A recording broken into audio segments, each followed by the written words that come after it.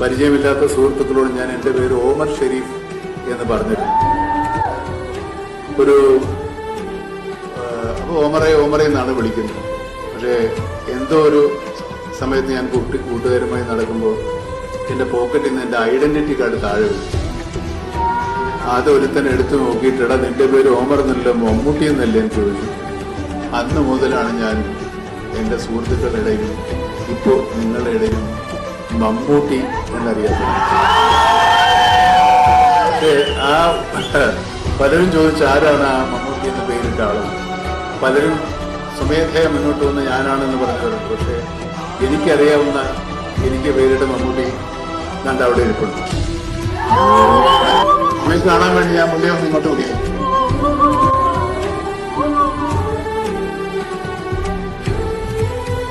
അദ്ദേഹത്തിന്റെ പേര് ശശിധരൻ എന്നാണ്. പലരും എന്നോട് ചോദിച്ചിട്ടുണ്ട്, ഞാൻ ഇയാളെ ഒളിച്ചു വെച്ചിരിക്കുകയായിരുന്നു പുറത്തു വിടാതെ, ഒരു സർപ്രൈസ്. ഇങ്ങനെ 4 പേരും കാണുകയും ഇയാളെ പരിചയപ്പെടുത്തണമെന്ന് എനിക്ക് വലിയ ആഗ്രഹമുണ്ടായിരുന്നു.